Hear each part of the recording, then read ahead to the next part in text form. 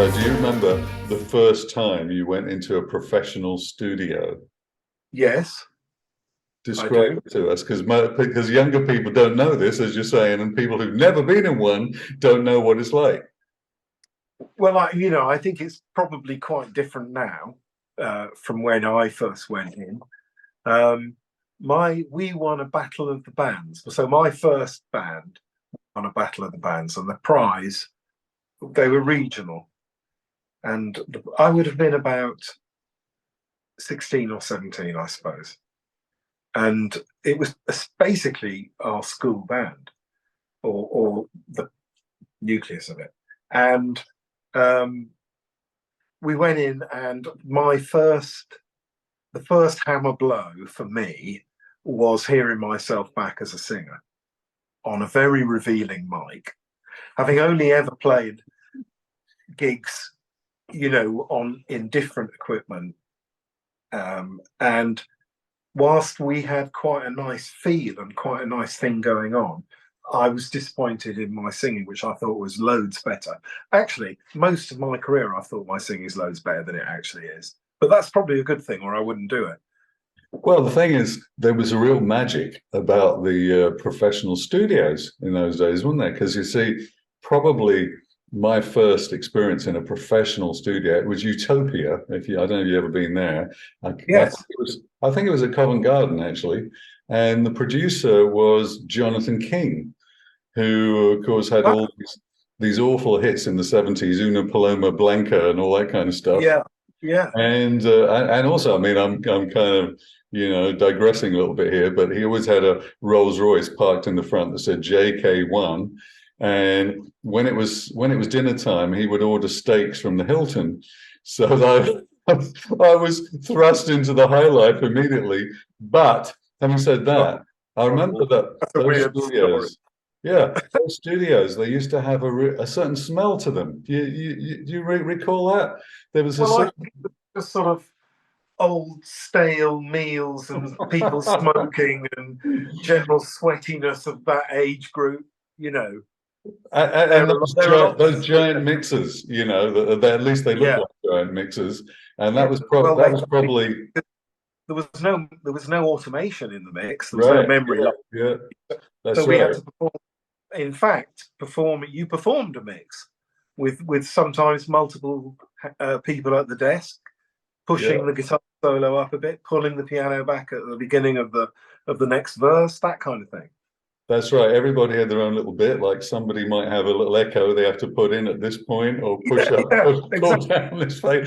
And once you've done it, it was gone. Because by Yeah, tomorrow when you come back, that's it. yeah.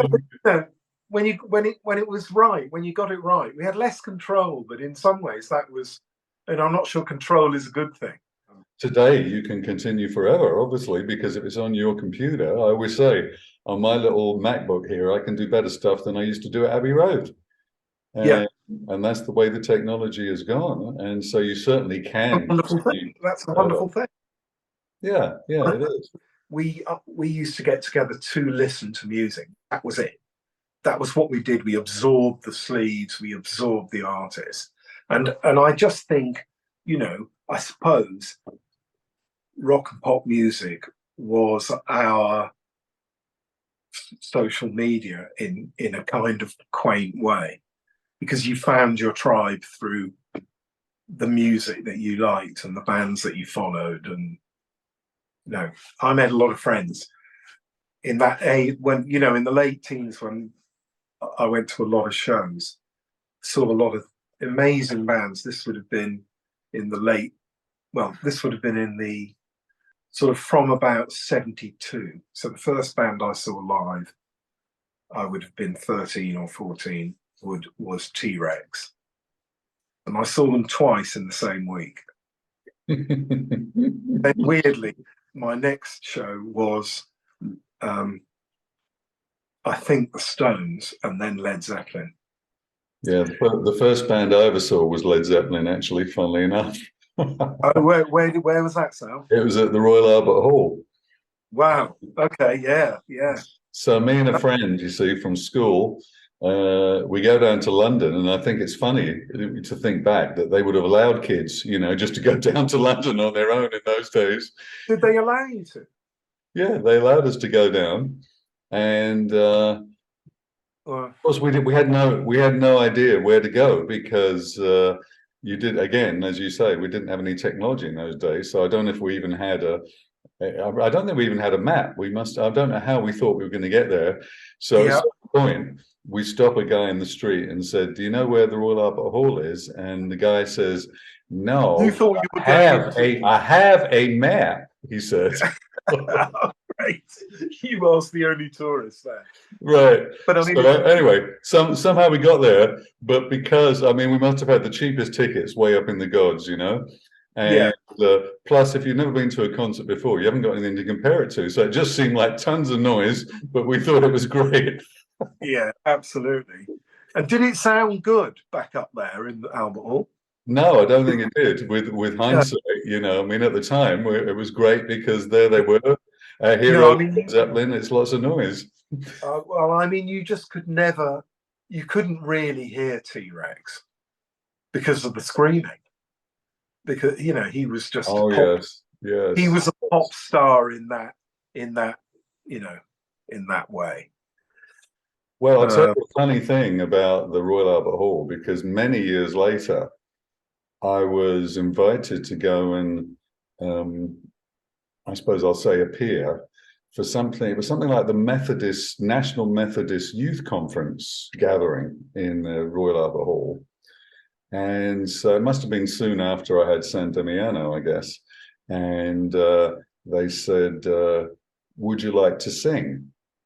And I thought, it's probably going to be really crappy, like Methodist church people. So I don't want to show myself up. So I said, I won't sing. I'll just come and give them a little pep talk type thing.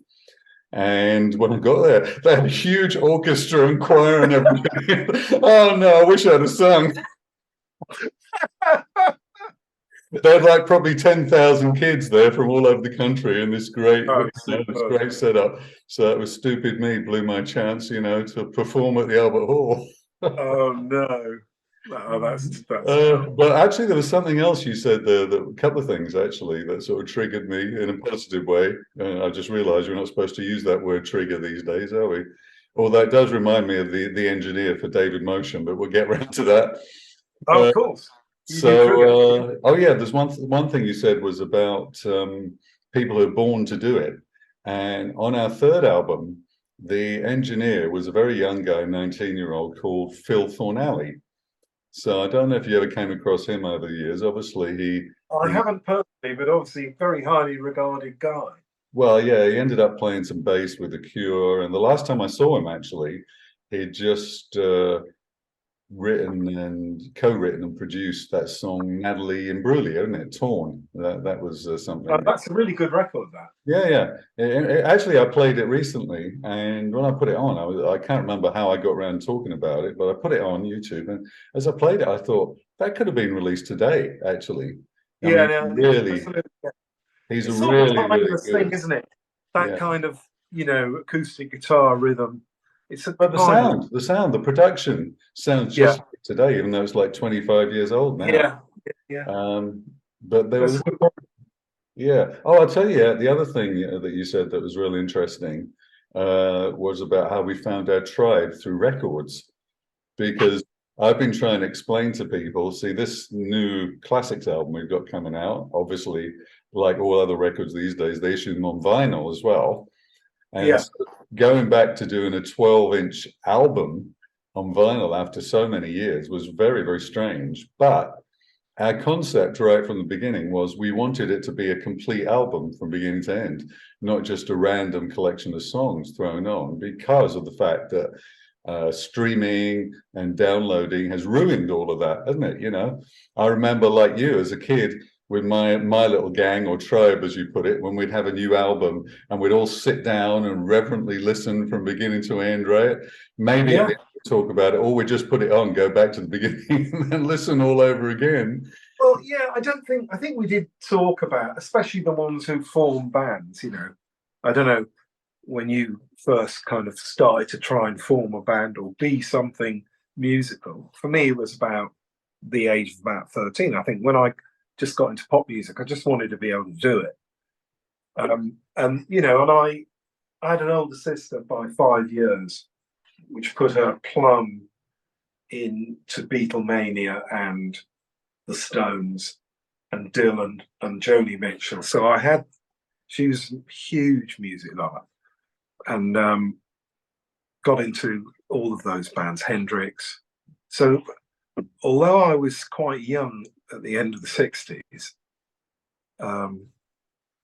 I was really seeped in that era of rock and folk and some reggae.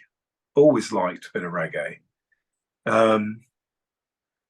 Yeah, and it's extraordinary how vinyl became an event, because of course you couldn't just carry it around with you. You had to congregate or get yourself near a nice record deck, preferably some nice largish speakers, and be lost in it, and just be lost in it, you know. And you might drink cups of tea, you might smoke your spliff or whatever, have a few glasses of wine, but people listen to music as an activity in a way that they don't so much, I don't think, anymore.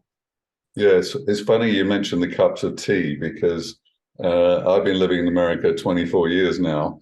And so all of my friends think it's so funny, you know, that we English people, we want to drink cups of tea.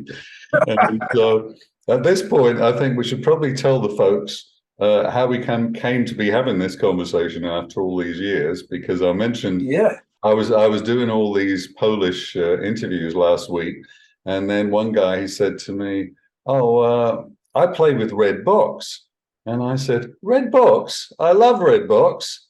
And then some point in the conversation, I said, "Tell Simon I'm a fan." And the next thing, he messaged me and he says, "Simon says he was at your house in Kilburn for a cup of tea." So, yeah, it's possible that I came in order to book you at my university, which I did have Classix Nouveaux played at Middlesex Polytechnic. I think possibly at Trent Park or Cat Hill, the art school. But I organised that concert. You guys did. This would have been in 81, maybe. But I'm wondering if it would have been a bit later and a connection with David Motion, because now, of course, he's sort of, first of all, for those who don't know, he was a really good producer in the 80s. And so he first sort of broke into the charts with Strawberry Switchblade. Yes. And that was 84. And so beginning of 85, I looked this up online because now you can, of course, find dates for everything. So it said that I released a single remixed by David Motion in March of 85, which suggests to me it must have been done around about January 85. And your first hit with David Motion was in the summer of 85. So yes, but by the summer of 85, we'd been recording that album with David for 13 months. Okay. It was one of the longest for debut albums, one of the most expensive and crazy, bonkers excesses of an album on Warner Brothers in their history, I think. Yeah. Which led to us being a very prominent artist on the next compilation they did, which was That's What I Call Unrecouped. That's really good. But for those who don't know, he was a very creative producer. I don't remember how I found him. I don't remember how I found him, you know, where the record company suggested for us. Well, David was found by a really good friend of mine called John Hollingsworth, who was an A&R guy at that time. When I first met John, he signed us after half a listen to a single that we recorded independently, and we put it out via license through Cherry Red. Hence our first song, Chenko, our first record, was on Cherry Red.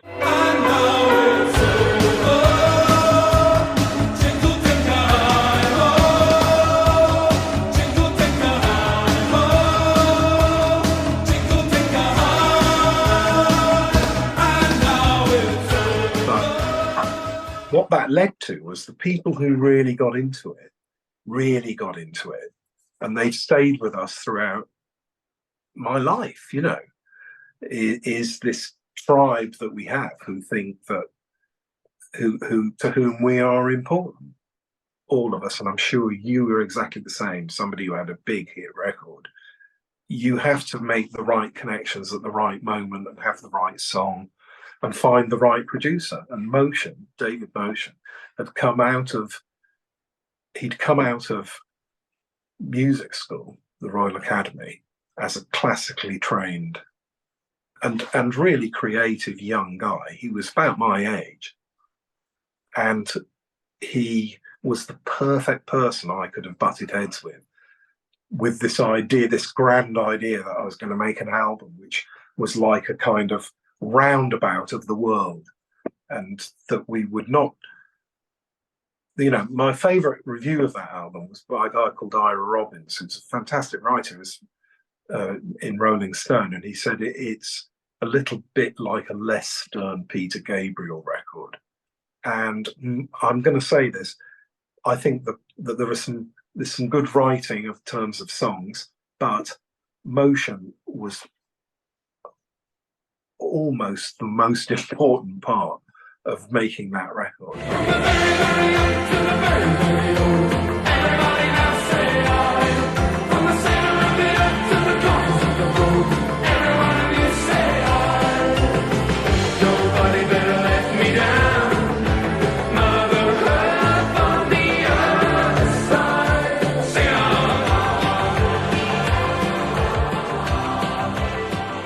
I have to admit, I hadn't thought much about the 80s for a lot of decades and didn't really listen to it.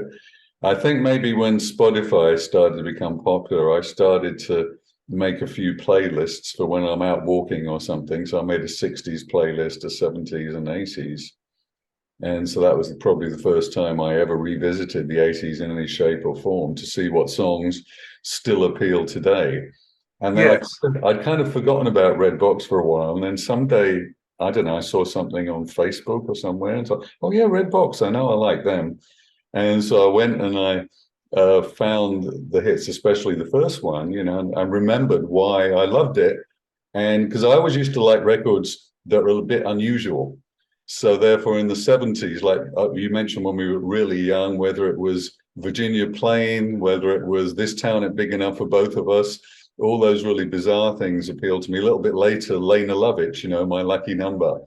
And at the time I had San Damiano, there was one that was around, I'm sure you remember, Life in a Northern Town. And Oh, yes. they were... We have a connection with that song. Well, to wait until you tell your story. I've got a sort of connection as well, because it was in the top 20 about the same time I had San Damiano. So I used to meet them at different, you know, functions or whatever, and they seemed like three very shy sort of people. But their record was real interesting because they're talking about a bleak northern town, like near Liverpool or something, and yet it's got this tribal African kind of chorus to it, which is what really sold me on that.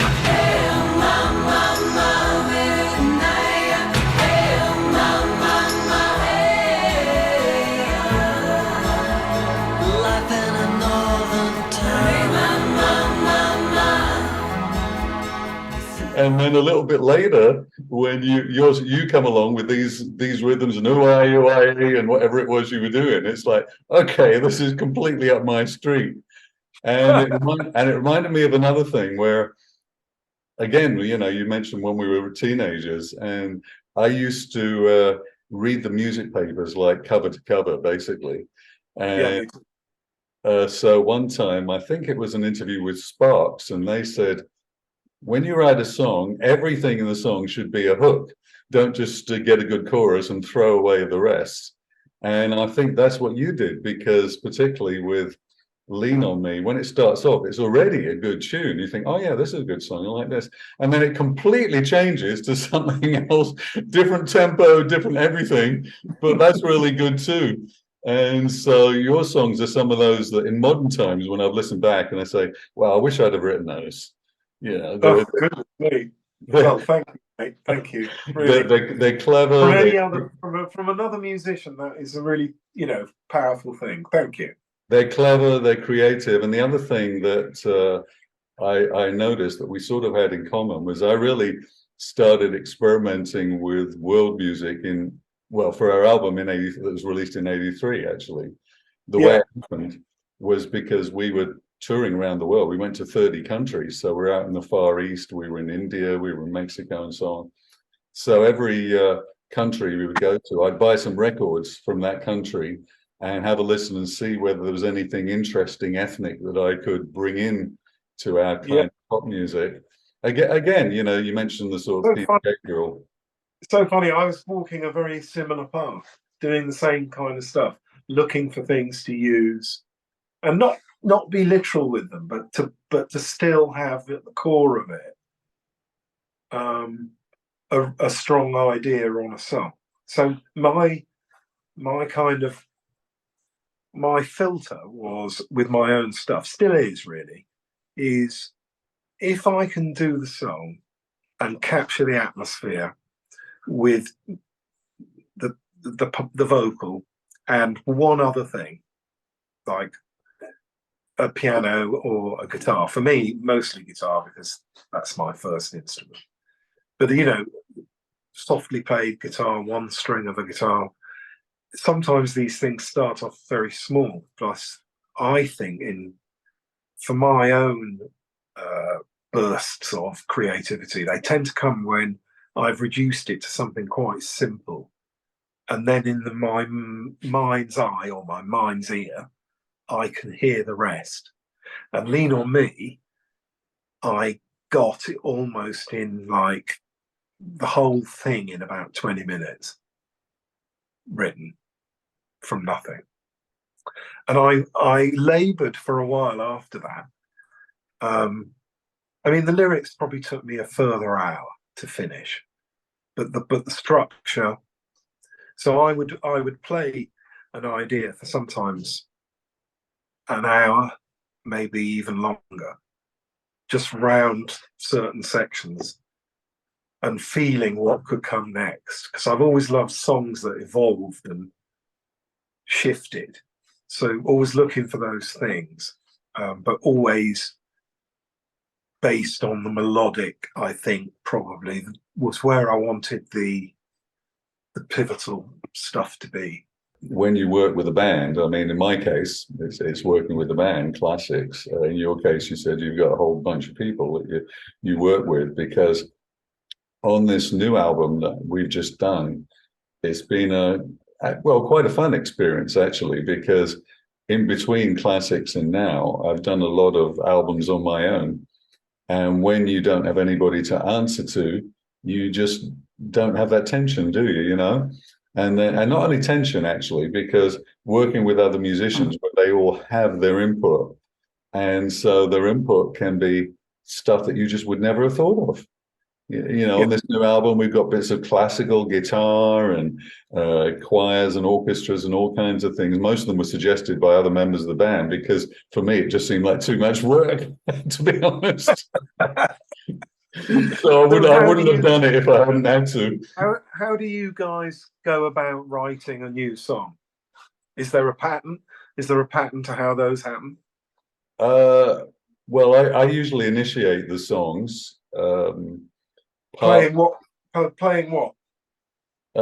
I play guitar, so like okay. you. So with me, a song usually begins with just a bit of guitar strumming, and then I go from there. Because I'm, very computer oriented these days, it can happen sometimes I might come up with a riff on the computer or a beat or something like that. So then when the other members of the band get to do their things, every time it changes.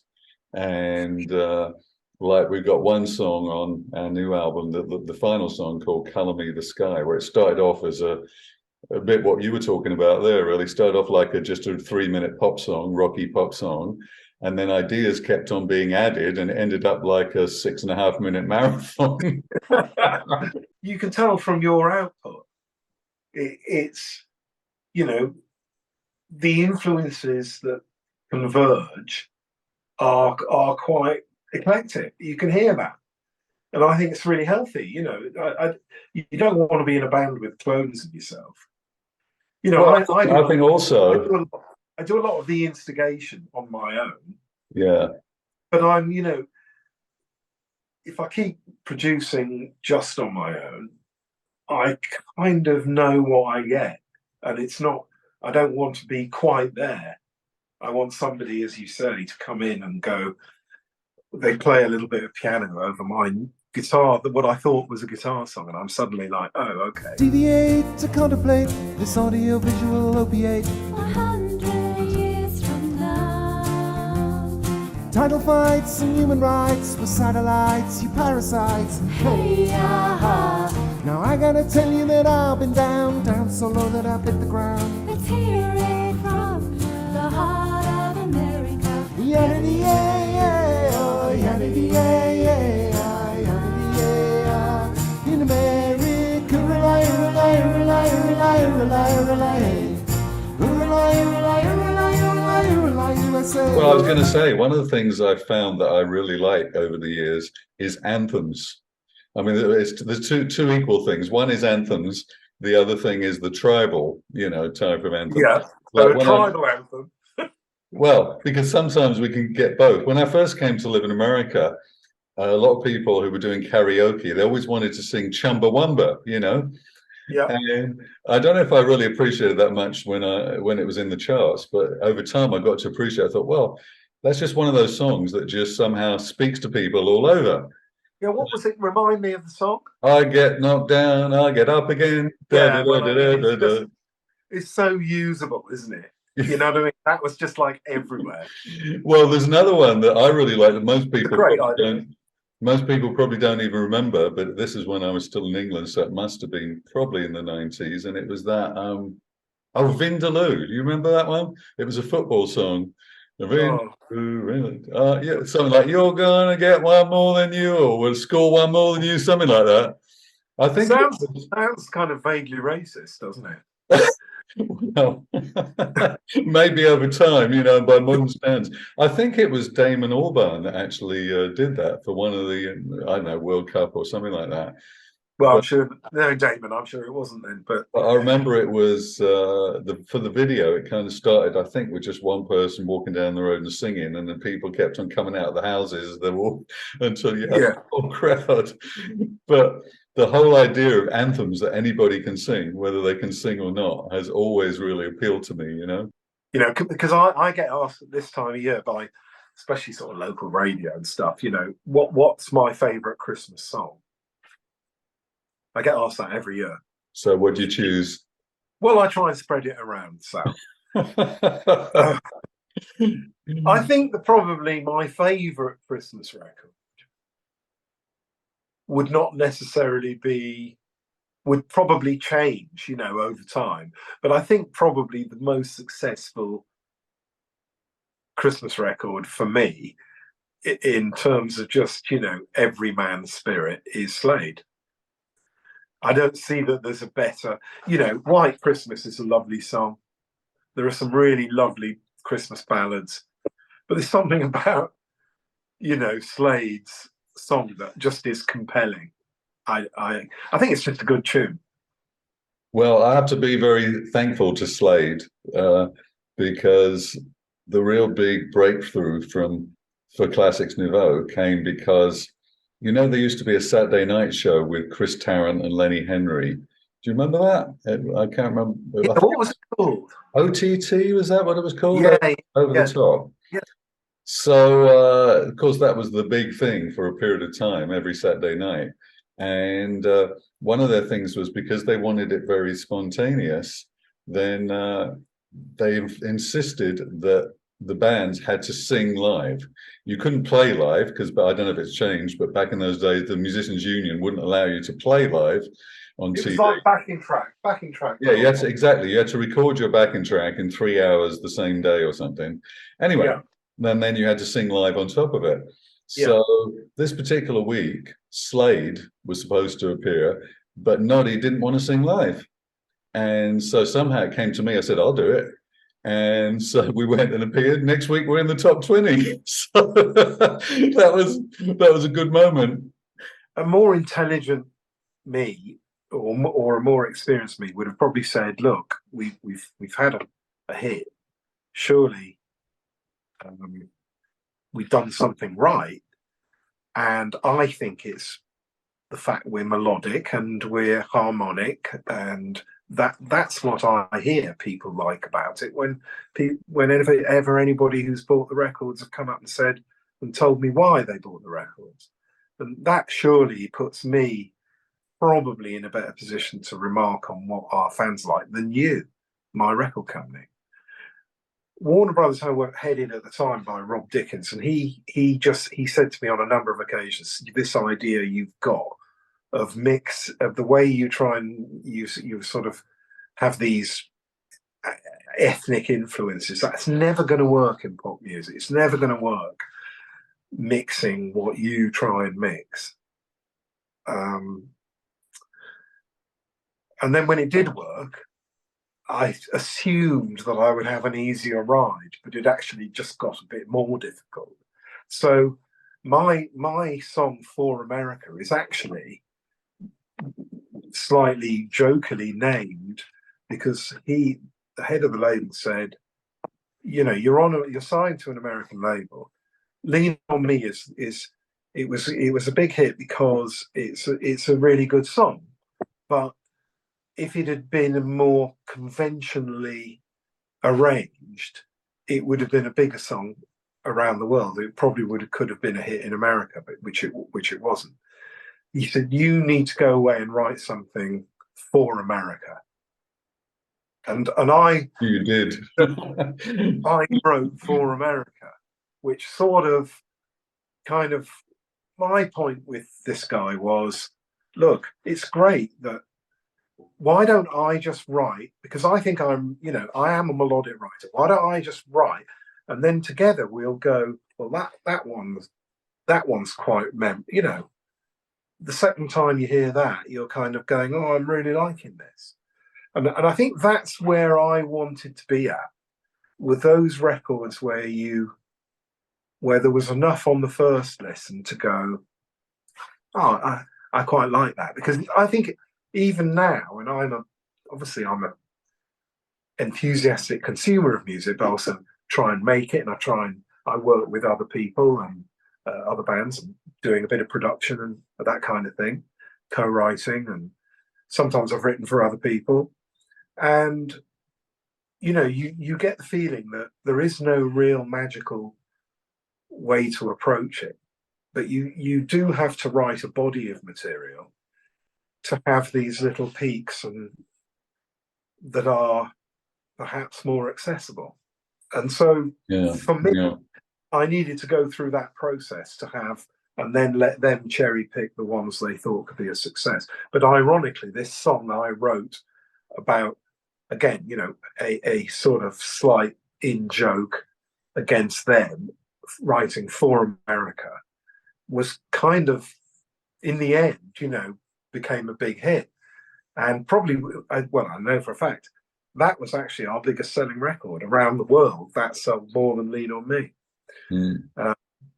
So it's a good song. It's a good song. It's interesting your experience of fighting with the record company, because we really had the opposite thing. Our A&R people were all completely hands off, like they were not really interested. And so looking back, I wish they had been more engaged, because obviously when you're a bunch of young guys with no real experience and ego trips and all of that, you just don't know what you're doing half the time. You could easily go wrong. And actually, I mentioned to you the OTT episode, and I kind of felt at that time they were almost ready to give up on us, and then all of a sudden we have a hit, and so then they're interested again, so that's weird. But and also where you say the body of work, I've worked with a lot of young artists in recent years. Well, I say recent years, so for at least 10 or more. And I always say to them, write 100 songs, because you shouldn't be too precious about your songs. Like if you only write 10 songs, you think each one is special. But if you write 100 songs, you don't really care. And only the very best ones will rise to the top. And Yeah. so hopefully you end up with something amazing then from that process. That's my advice. It's cover tape. So you're still doing Red Box these days? Yeah, we make new music. We were successful in parts of Europe that have retained an interest in the band. So, for instance, in Poland, as you were talking about Poland, you know, we're not a big band, but we're a cult band, and so we can tour there. We can play concert halls between, you know, sort of 1,000, 1,500 people. We do some festivals. So we go there every year, 2 or 3 times. And we're also popular in Holland, Belgium and Scandinavia, and, you know, bits and pieces around Europe. Particularly that second single for America, which did sort of go around the world and dragged us in its wake.